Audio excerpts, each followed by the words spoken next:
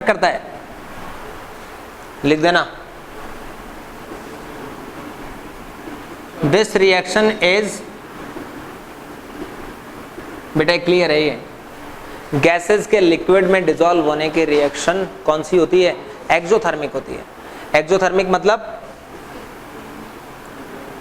ऊष्माक्षेपी अभिक्रिया है। तो क्या होगा बताओ, टेम्परेचर बढ़ाने पर कौन सी रिएक्शन होती है हमेशा? लिचेटेल ने क्या बताया था? टेम्परेचर बढ़ाने से हमेशा ही कौन सी एंडोथर्मिक रिएक्शन को फायदा मिलता है, फेवर करती है। तो हमेशा रिएक्शन उधर जाती है टेम्परेचर बढ़ाने पर जिस साइड जाने से ऊष्माशोषी अभिक्रिया हो। क्योंकि ऊष्माशोषी अभिक्रिया को ऊष्मा की रिक्वायरमेंट है। Endothermic reactions needs heat.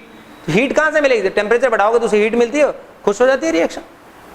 लेकिन अगर वो एक्सोथर्मिक है, एक्सोथर्मिक का मतलब हो गया वो हीट क्या कर रही है?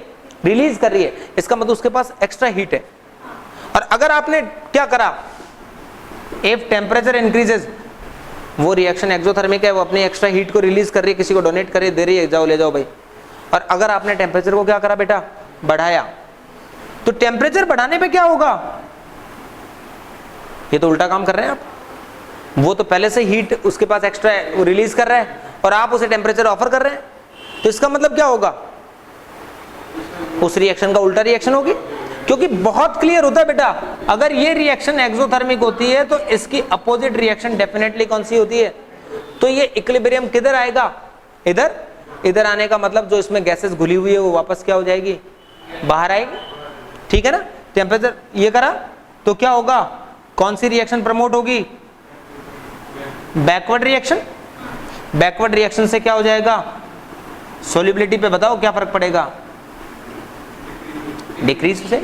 सीधा सा कॉन्सेप्ट है। अगर आपने टेम्परेचर बढ़ाया तो गैसेस की सोल्युबिलिटी लिक्विड में क्या हो जाएगी? कम हो जाएगी। और ये सब किसने सिखाया था?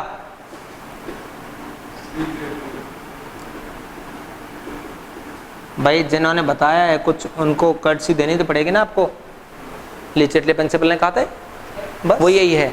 और इसी के लिए अपना last and final point, pressure हटा रहा हूं, ये दाब। अब आप देखिए यही चीज वापस सुनिए, लिचेटले ने प्रिंसिपल से इसको भी समझा सकते हैं, लेकिन इस चैप्टर में उसी चीज को हेनरीज लॉ से समझाया गया है। ठीक है ना? बात वो ये, पहले लिचेटले से देख लीजिए ताकि आपको समझ में आ जाए। तो देखिए, इफ प्रेशर इंक्रीज किया, आप बताओ, याद है आपको लिचेटले प्रिंसिपल में प्रेशर इंक्रीज करते थे तो इक्विलिब्रियम किधर जाता था? जिस साइड जाने से वॉल्यूम क्या हो जाए? कम हो जाए। आयतन में कमी आती थी उधर जाता था ना। भाई कोई भी क्वेश्चन पूछते थे, जैसे किसी ने कहा N2 + 3H2 क्या हो रहा है? 2NH3। तो अगर आपने प्रेशर क्या करा है? बढ़ाया है, तो equilibrium will move in forward direction. इधर जाने से क्या होगा? नंबर ऑफ मोल्स कम हो जाएंगे, तो वॉल्यूम कम हो रहा है तभी तो इधर जा रहा है। प्रेशर कम करोगे तो इधर आ जाएगा। तो ये सब बातें होती थी इक्विलिब्रियम में फिक्स, कि प्रेशर बढ़ाते हैं तो कौन सा? इक्विलिब्रियम शिफ्टेड टू कौन सी side? Less volume side. Equilibrium हमेशा किधर शिफ्ट हो जाएगा? जिधर दाब आयतन कम हो। अब आप बताओ गैस और लिक्विड में किसका आयतन कम होगा? ऑब्वियसली किसका? भाई एक तो गैस है, गैस का आयतन तो जितना होता है, और गैस अगर डिसॉल्व हो जाएगी तो उसका वॉल्यूम क्या हो जाएगा? कम। तो ये रिएक्शन किधर जाएगी? बोलो। फॉरवर्ड रिएक्शन होगी, जिससे क्या हो जाएगी? सोल्युबिलिटी क्या हो जाएगी? बढ़ जाएगी। और ये किसने बताया था? बाय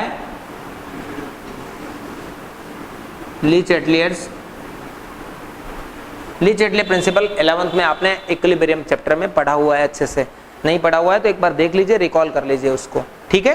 यानी दाब बढ़ाते हैं तो हमेशा उधर जाता है जिधर आयतन कम होता है, ताप बढ़ाते हैं तो हमेशा एंडोथर्मिक रिएक्शन होती है। लेकिन ये फिक्स बातें थी, कोई चेंज नहीं था उनमें।